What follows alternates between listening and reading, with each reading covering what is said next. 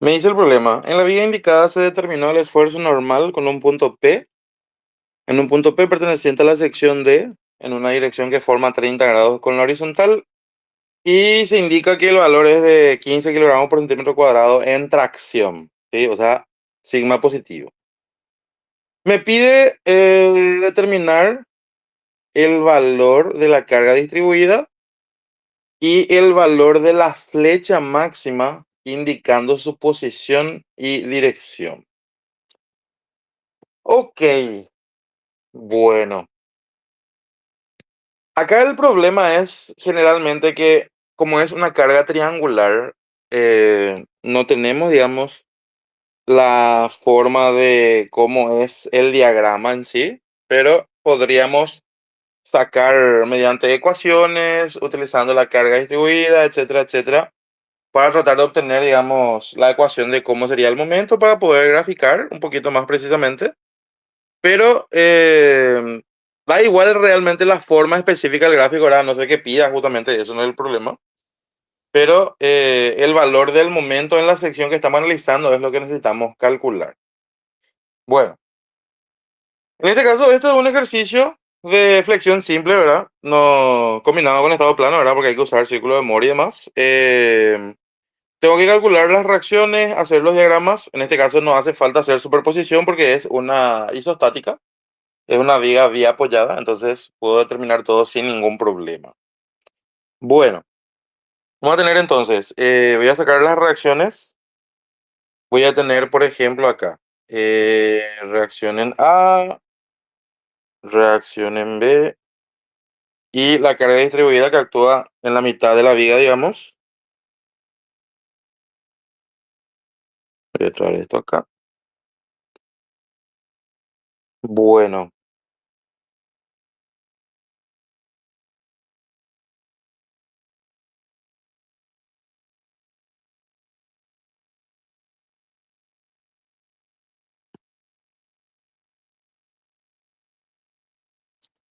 tengo así. Si yo hago un momento acá en A, voy a poder sacar el valor de la reacción en B. Entonces, momento en A y voy a tener reacción en B por la longitud completa, que sería 200, ¿verdad? 200 sería la longitud, menos el correspondiente a el efecto de la carga distribuida triangular.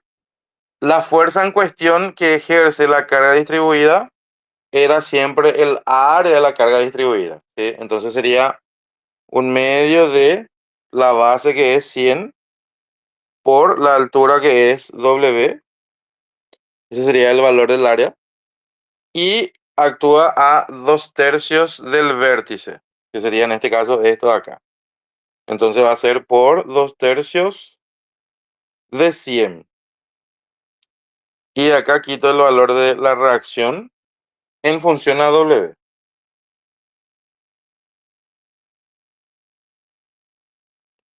Me sale 50 sobre 3 W. Ese es el valor de la reacción.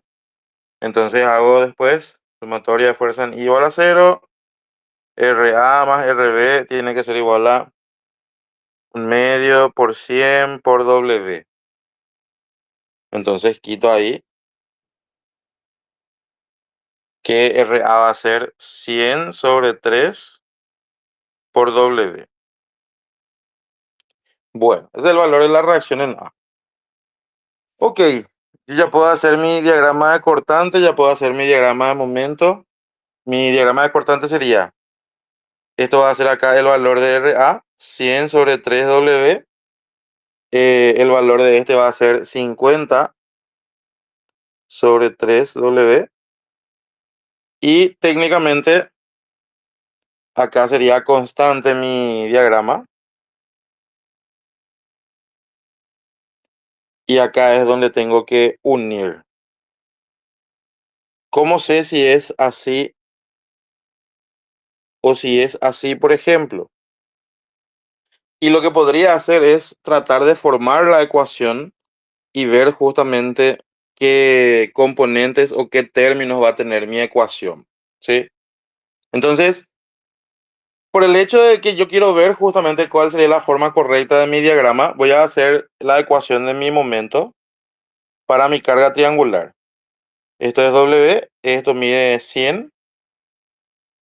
Entonces, para una W genérica, esto mide X también. Entonces ya tener W genérica sobre X igual a W sobre 100. Entonces me queda la ecuación Wx sobre 100. Esta es la ecuación.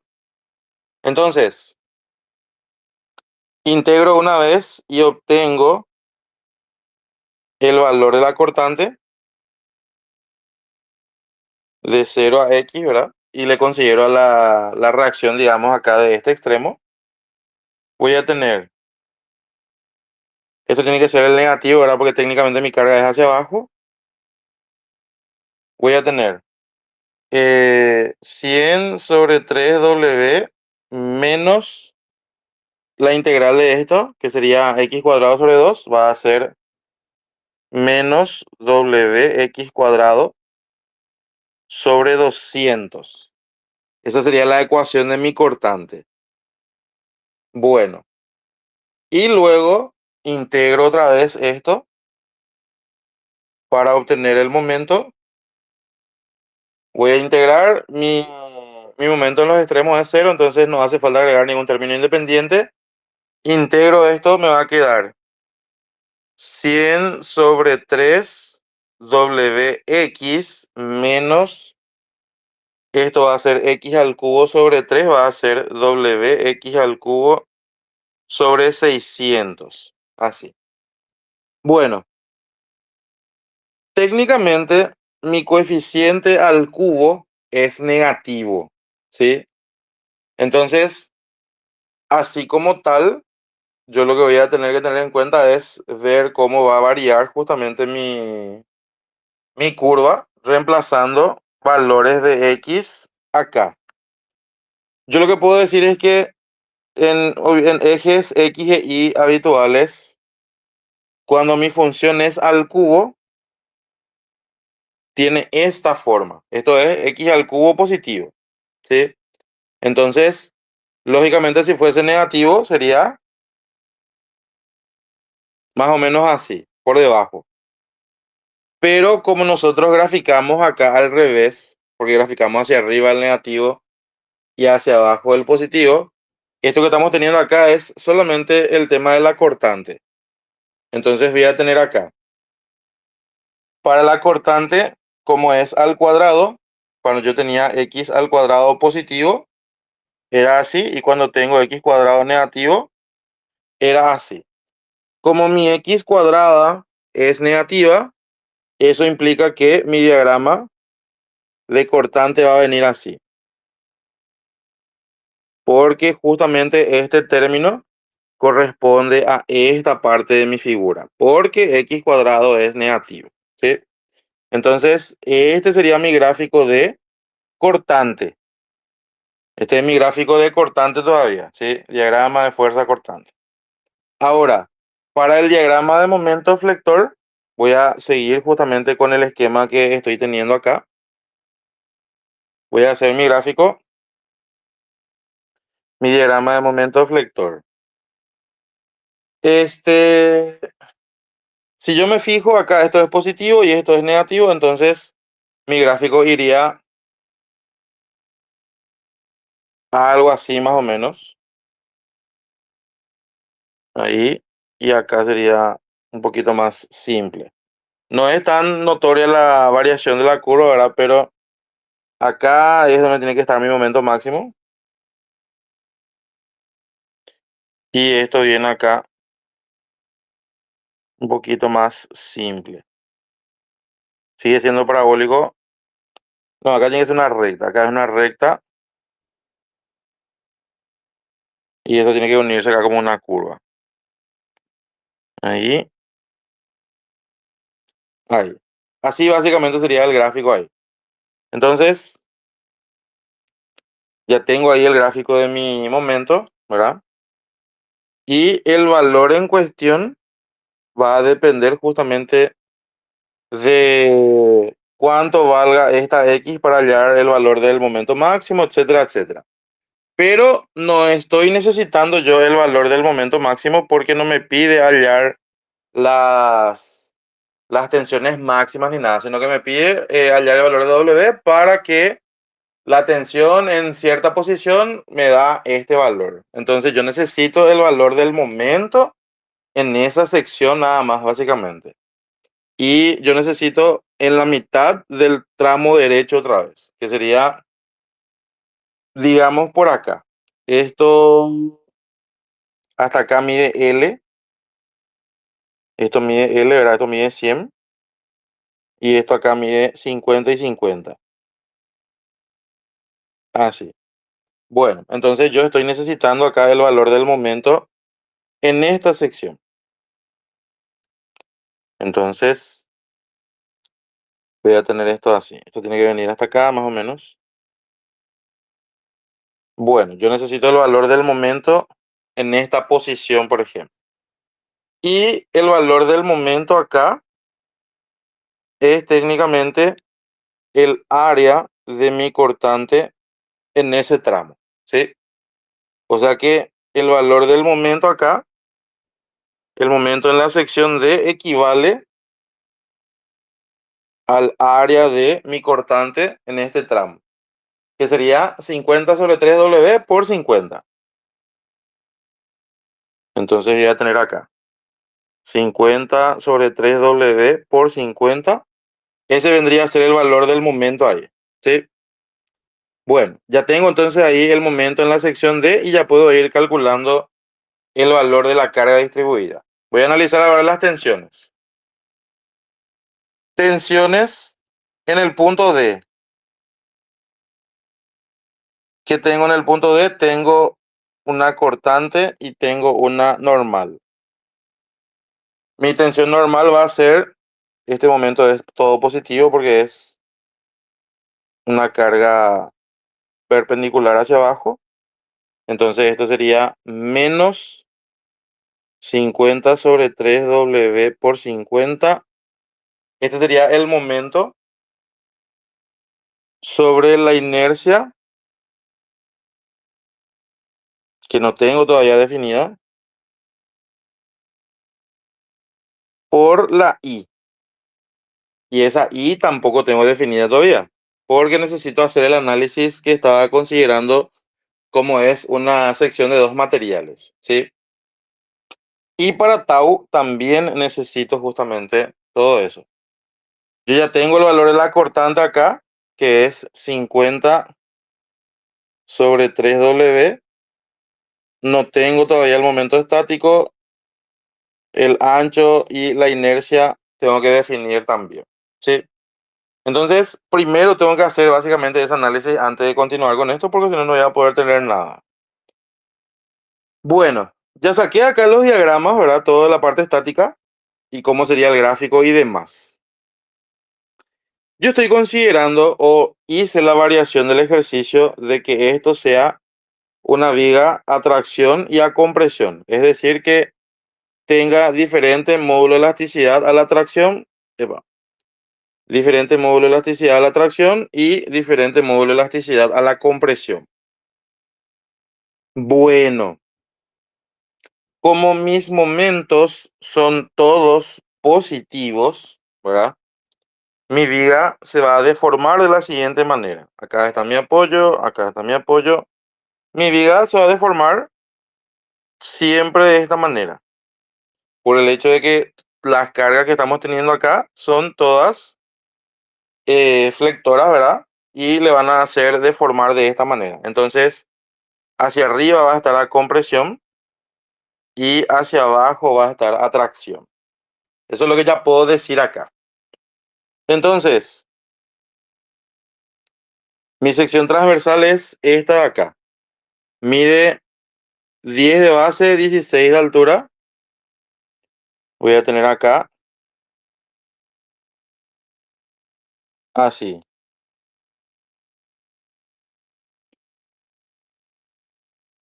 Esta sería mi sección.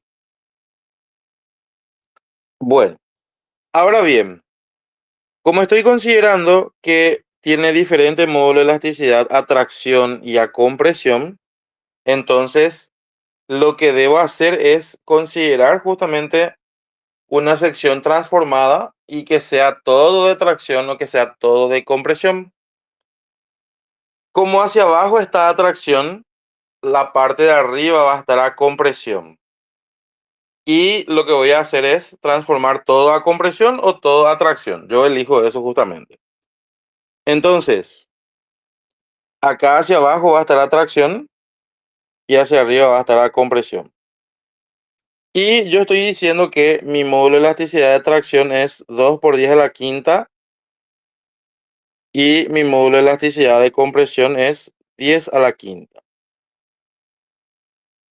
Entonces, para convertir todo a un solo material, voy a convertir todo a compresión para que el coeficiente sea mayor que 1. Va a ser de tracción a compresión y esto me va a quedar 2. Eso significa que la parte a tracción se convierte a parte a compresión. Entonces, mi sección ahora vendría a ser de esta manera. Inicialmente era esto, ahora va a ser así. Y necesito hallar a qué altura se separa justamente la parte de tracción de la parte de compresión.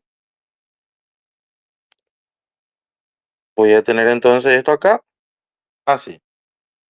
Yo no tengo definido cuál es el tramo de tracción y cuál es el de compresión. Este es de compresión, este es de tracción. Pero no sé cuánto valen estas alturas. Entonces, lo que hacíamos era que cuando yo hacía la transformación de una sección que estaba sufriendo efectos de dos materiales, ya sea tracción o compresión, lo primero que hacemos es, obviamente, la altura total de ambos tramos tiene que ser igual a la altura completa de la sección original. Ahí tengo una ecuación entre las alturas. Y mi otra ecuación era la igualación del momento estático con respecto a esto que sería la línea neutra, porque cuando yo hago el análisis de un material convirtiendo a toda tracción a compresión, la línea neutra pasa por esta posición porque estoy separando ahí de la parte de tracción a la parte de compresión. Entonces, ¿qué tenía que hacer yo? Momento estático de esta parte, momento estático de esta parte tienen que ser iguales, ¿sí? Entonces, esto sería, como n es 2, mi transformación vendría a ser entonces duplicando la base, que va a ser entonces 20. La altura es mi incógnita. Esta base era 10 y la altura es mi incógnita. Entonces, el momento estático era el área que es base por altura por la distancia del centroide de la sección a la línea neutra. Esto sería área base por altura por la distancia del centroide a la línea neutra. Así. Y simplifico esto acá. Se eliminan acá estos. Esto me queda acá un 2. Y me va a quedar 2 veces altura de tracción al cuadrado igual a altura de compresión. Saco raíz. Y me queda acá mi segunda ecuación. Con esta segunda ecuación yo ya quito las partes que están sometidas a tracción y a compresión, porque ya voy a tener acá para hallar altura de tracción y altura de compresión. Entonces voy a tener altura de tracción más raíz de 2 por altura de tracción es 16. Entonces, altura de tracción sería ¿cuánto? 6,62 centímetros. Y el otro sería 9,38. Eso es lo que estoy teniendo acá. Entonces ya tengo mi altura de tracción y ya tengo mi altura de compresión. Ya tengo ahí la posición de la línea neutra, que es en este caso esta sección, y ya puedo hallar la inercia de mi sección transformada, ¿verdad? Mi sección transformada es esto de acá, completito. Entonces puedo calcular ahora ya la inercia de la sección transformada. Entonces voy a tener base por altura del cubo sobre 12 más área por distancia. Sería, por ejemplo, puedo hacer del rectángulo completo y le resto este y le resto este. O puedo hacer de ambos rectángulos y sumo. Eso ya depende de mí justamente. Entonces voy a hacer de ambos rectángulos. Voy a tener base por altura al cubo sobre 12 más el área por esta distancia sobre 2 al cuadrado.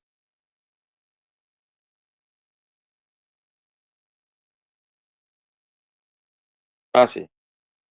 Más base por altura al cubo sobre 12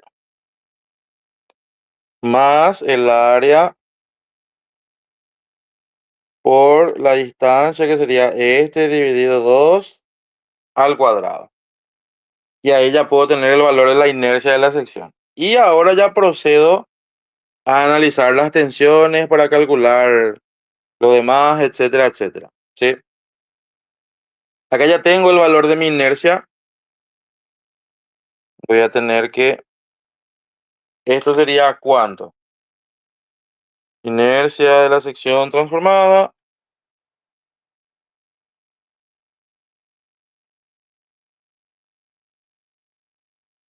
Voy a calcular.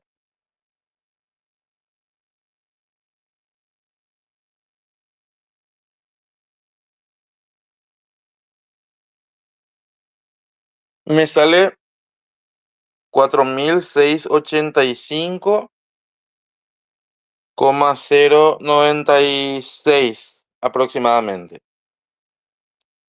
centímetros a la cuarta. Este es el valor de mi inercia. Bueno, ok.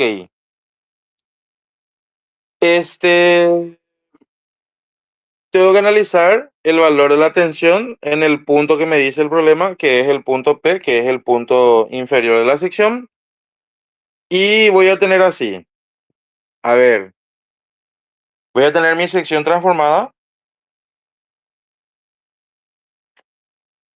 Voy a tener esto así. Esta es mi sección transformada, ¿sí? Voy a hacer entonces mi diagrama de distribución de tensiones completa para esta sección. Voy a tener así.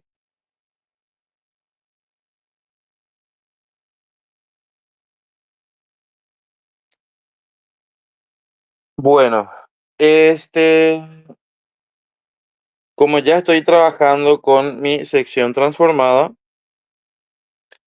ya utilizo la inercia de mi sección transformada entonces. Entonces voy a tener acá, esto voy a borrar mientras, voy a tener la ecuación de sigma que va a depender, digamos, de la fibra, sería menos 50 sobre 3 por 50 dividido esta inercia o dividida esta inercia.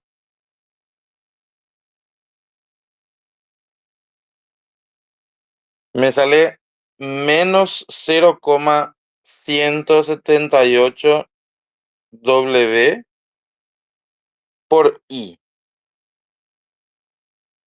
Así me queda. Bueno, como yo estoy teniendo que este es el punto de ubicación de mi línea neutra, entonces mi tensión acá es cero. Hacia arriba es de compresión y hacia abajo es de tracción. Entonces, este diagrama vendría a ser algo así más o menos. Así. Y como en este tramo es donde estoy teniendo la transformada, tengo que multiplicar por 2. Entonces vendría a tener esta forma realmente acá mi diagrama. Así. Bueno, yo necesito acá el valor de sigma en esta fibra, que es en la parte más baja de la altura, o sea, en la cuarta parte, que es a partir de la base, que es la altura de 16. Entonces 4 desde la base sería acá. Entonces voy a tener, esto era 9,38 y esto de acá técnicamente es 4. Entonces esta distancia es lo que tengo que utilizar en mi ecuación de sigma. Entonces completo esto mide 16. 9,38 más D más 4, esto es 16. Y de ahí quito el valor de D. Me sale que es 2,62 centímetros. Y como está por debajo, esto vendría a ser negativo. Entonces reemplazo esto acá y voy a obtener 0,178 W por el valor de D. Y vendría a ser ¿cuánto? 0,466 W. Este es el valor de sigma en esa parte de ahí, en la posición que me indica justamente en mi fibra. Bueno, ¿cuánto vale tau en ese punto? Vendría a ser la cortante en esa sección, que es menos 50 sobre 3W, por el momento estático de la parte por encima o por debajo de mi fibra. Entonces el momento estático de esto de acá sería ¿cuánto? Voy a llevar esto acá.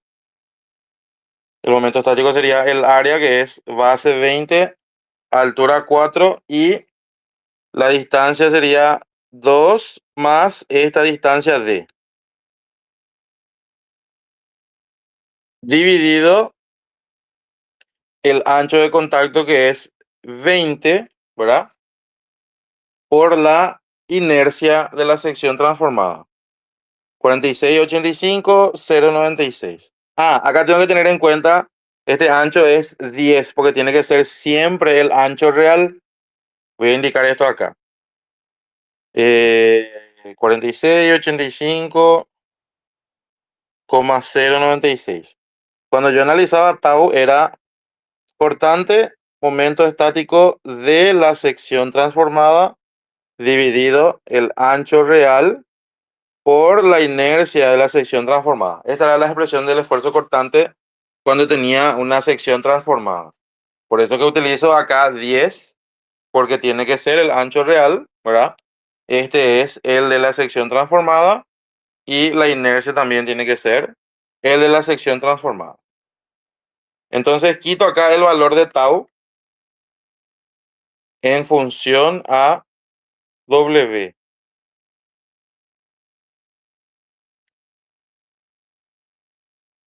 Me sale 0,1315 W.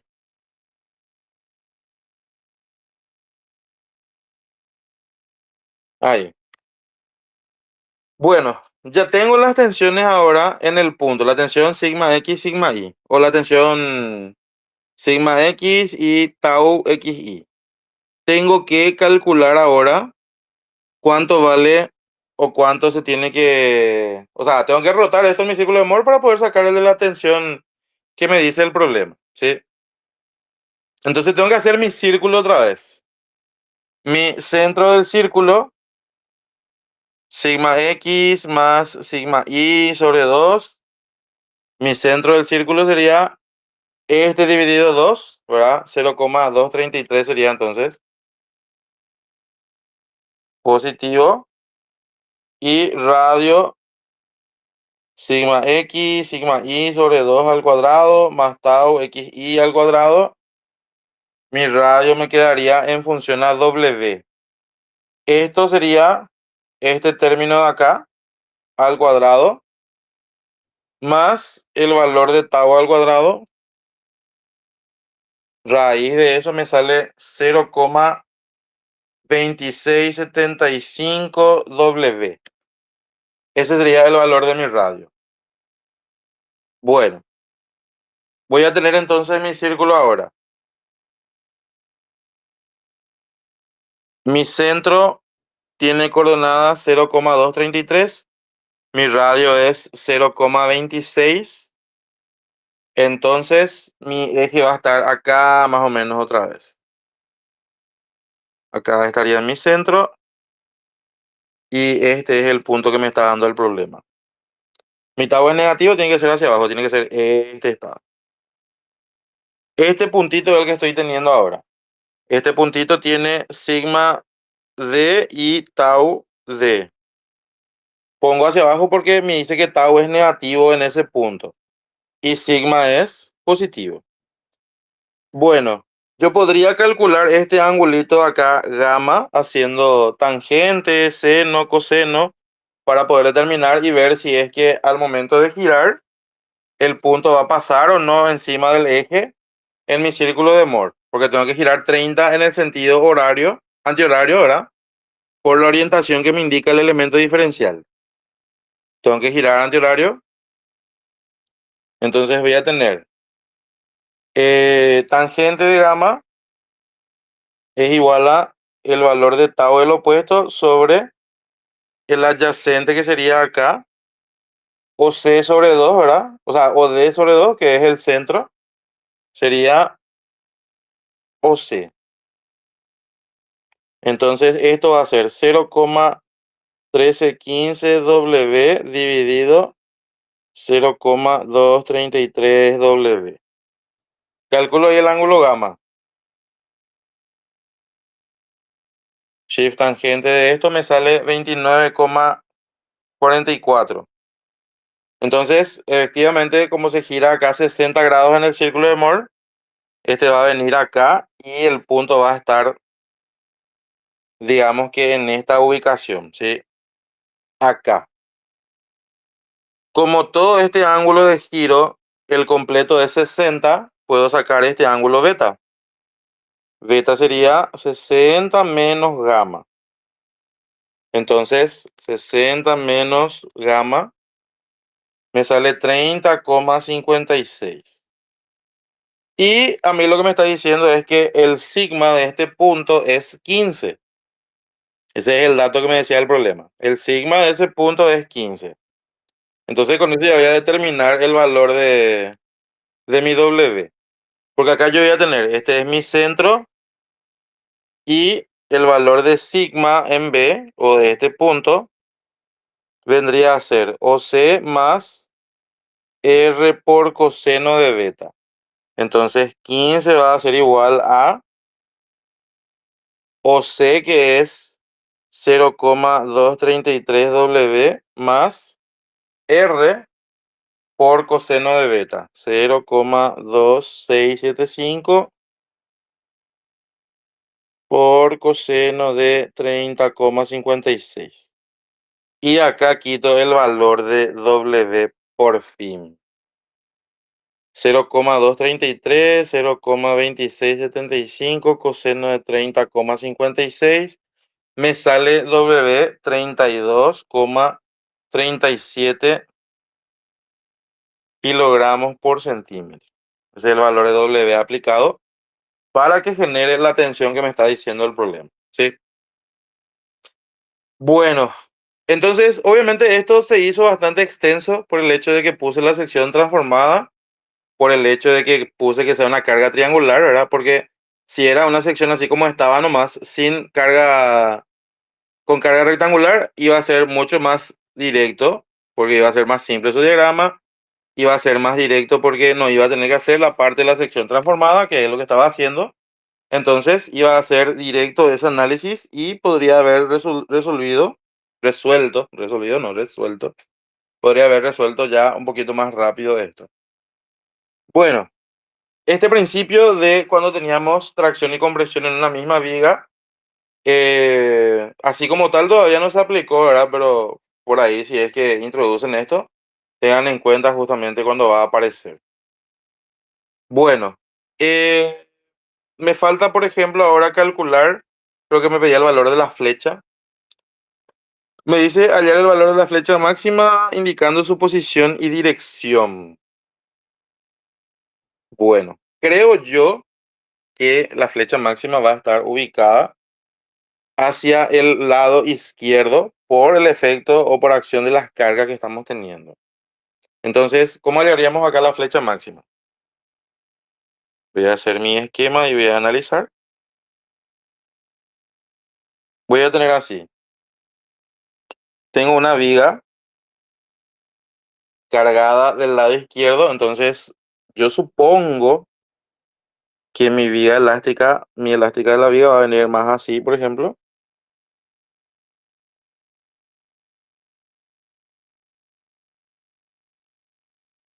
Ahí, más de este lado. Entonces, creo yo que esta flecha va a estar antes de la mitad de la viga, o sea, tipo va a estar acá por ahí, o acá por ahí. Cosa que no sé, pero tengo que calcular. Bueno, ¿cómo determino la posición de esta flecha máxima? Ok, tengo que hacer lo siguiente. Tengo que hallar el angulito que se forma al trazar acá esta tangente. Pongo así porque es bastante inclinada mi tangente. No sé si va a caber acá. No, no creo que quepa. Por la inclinación de mi elástica en cuestión es que no parece tan fácil de hallar. Digamos así.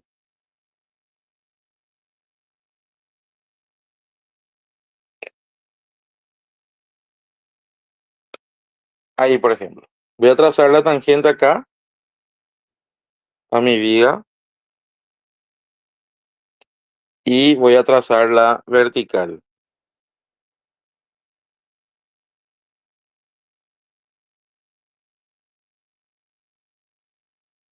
Bueno, aplicando segundo teorema de Moore, yo puedo determinar la desviación tangencial, ¿verdad? Desde A hasta B, ¿sí? Tipo de extremo a extremo. Esa desviación tangencial era aplicando el segundo teorema de Moore. Ok. Luego, como acá esta es una tangente horizontal porque es la flecha máxima, se tiene que cumplir también que el ángulo que se forma entre la tangente y la viga tiene que ser igual a la tangente y la tangente acá. Entonces, lo que voy a hacer es el angulito en A, el ángulo en A sería desviación tangencial entre A y B dividido la longitud de AB. Eso es lo que me da el ángulo ahí. Y luego, al trazar acá mi tangente o mi vertical, esta sería mi desviación tangencial entre A y E. E le llamo a la posición genérica donde está mi tangente, donde está mi flecha. Y lo que voy a hacer es igualar los ángulos. Este dividido este. Así. Bueno, eso es lo que debo considerar acá. Y eh, hago una especie de semejanza acá entre estos términos, donde la flecha más la desviación tangencial dividido la X vendría a ser igual a el valor de la desviación tangencial de AB sobre la longitud completa de AB. O sea que de hecho lo que tengo que calcular es la desviación tangencial de AB, la posición X y luego la desviación tangencial a E. Esos tres términos calculo y ya puedo sacar lo que sería mi flecha máxima, ¿sí? Esto se va a hacer un poquitito largo ya otra vez, por el tema de que tenemos una carga triangular y hay que hacer por área, lo que sea, etcétera, etcétera. Bueno, voy a tener así. Primero, para la desviación tangencial de AB, esto era el área del diagrama de momento flector por la distancia del centroide sobre E por I. Así. Voy a dejar indicado nomás ya las expresiones de las áreas y demás para poder determinar. Entonces, desviación tangencial a B por E por I vendría a ser área del diagrama de momento flector por X centroidal. Bueno, desviación tangencial de AB por E por I. Y acá es donde me resulta útil haber calculado la ecuación del momento. Porque mi momento es justamente en el tramo de la viga donde está variando. Es esta su ecuación, ¿sí? Entonces voy a tener acá integral de 0 a L, que sería la mitad de la viga. La mitad de la viga mide 100 porque la viga completa es 200. Entonces esto va a ser de 0 a 100 de mi ecuación de momento, que sería esto de acá, por la distancia centroidal. ¿Cuál sería esta distancia centroidal? Acá ya puedo reemplazar W porque ya hallé el valor de W. Y la distancia centroidal sería a partir de la vertical trazada por el extremo B. Todo esto mide 200, que es la longitud de la viga. Esta posición mide X. Entonces la distancia centroidal sería 200 menos X, ¿sí? Entonces ese término es el que debo agregar acá para poder integrar esto.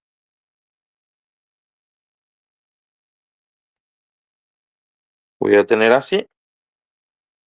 O si no, este voy a seguir poniendo nomás acá abajo para que quepa todo.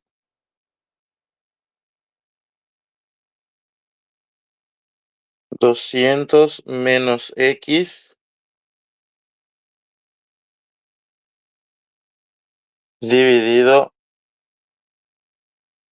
E por I. Y recordemos que como estoy trabajando con mi viga transformada, estoy transformando todo a compresión, entonces esto es E de compresión, ¿sí?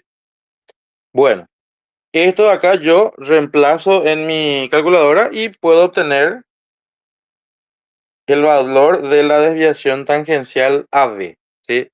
Voy a estar hallando este término de acá, esta distancia. Bueno, necesito ahora hallar esta X y esta desviación y la flecha y demás. ¿Cómo yo hallaba esta X? Técnicamente esa X era una X genérica donde el ángulo en A era igual al ángulo que estoy teniendo acá. Voy a ponerle una posición E. Entonces, para que esa sea la flecha máxima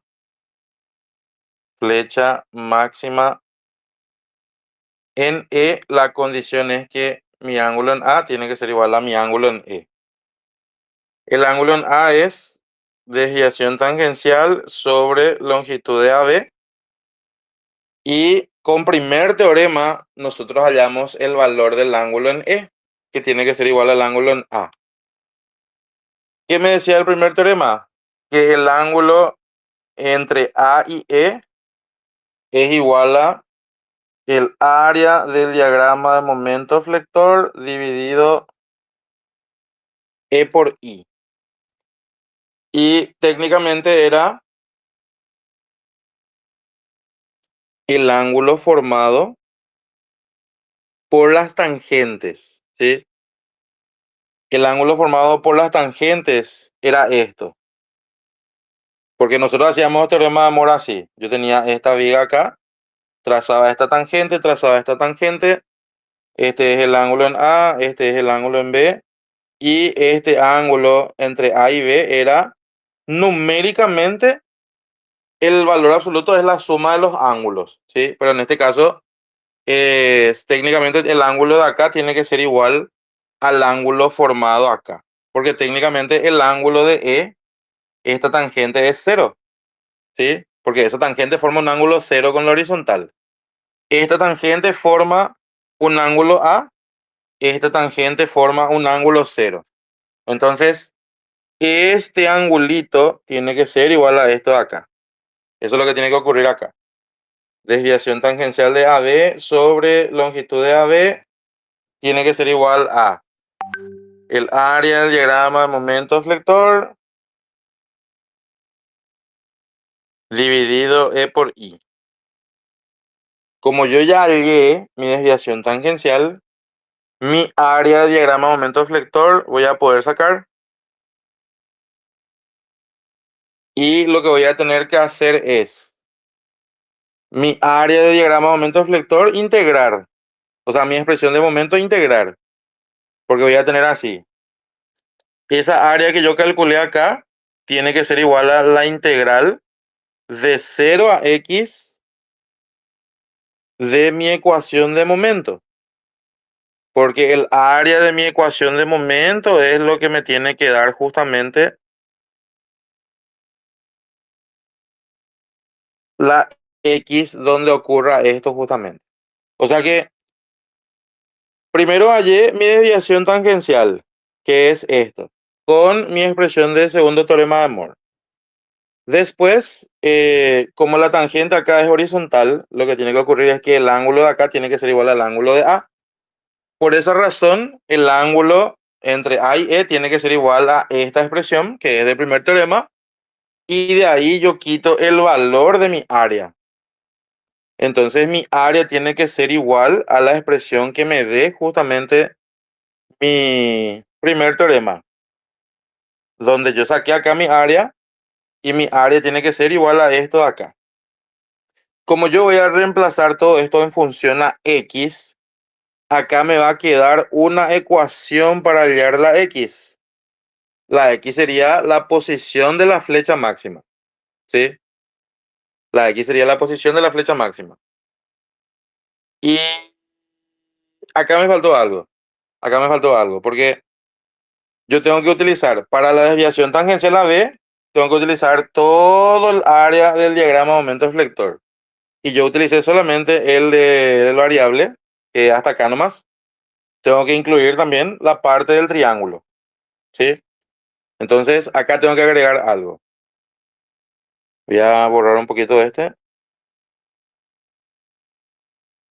Voy a tener acá más el valor del área del triángulo, que sería un medio de mi, mi base, que es, ¿cuánto? Mi base, que es 100, que es la mitad de la viga, por mi altura, que es el momento de acá, que es el doble de este, porque este era la mitad. Entonces voy a tener acá un medio de mi base, que es 100, por mi altura, que es 2 veces el momento en D, por la distancia a mi eje, que es 2/3 de 100. Y esto dividido E por I. Ahí sí quito el valor de esta desviación tangencial. Ahí prosigo con esto. Quito el valor del área acá y mi expresión del momento evalúo en función a x, y lo que tengo que hacer es determinar la x que cumpla justamente para que el área de esa parte sea igual al área que calculé, ¿sí? Acá por el tema del cálculo y eso nomás ya me estoy saltando más esos pasos, pero de acá yo estaría quitando el valor de x. Como dije, como supuse y como tiene que ocurrir, x tiene que estar aparentemente de este lado, del lado donde está la carga. Entonces, x tendría que estar entre 0 y 100. Sí o sí tiene que haber un valor de x entre 0 y 100 que sea el de la posición de la flecha máxima. Entonces, utilizamos esa x que nos quede. Y una vez que hallo el valor de esa X, puedo hacer ya segundo teorema para poder sacar mi desviación tangencial a E. Entonces, desviación tangencial a E sería integral de 0 a X de mi momento por la distancia que sería esta X que hallé. Voy a ponerle X1. X1 sería la distancia de acá, esta distancia. Y tiene que ser X1 menos la X del centroide diferencial de X. Y esto dividido E por I. Y de acá me quedaría mi desviación tangencial a E. Y ya por último, de mi semejanza despejo el valor de la flecha máxima. Flecha máxima sería acá desviación tangencial de AB sobre la longitud de AB por esta X menos la desviación tangencial de A. Y de ahí me tendría que salir mi flecha máxima para este ejercicio entonces. Y ahí estaría terminando la resolución del problema, ¿sí?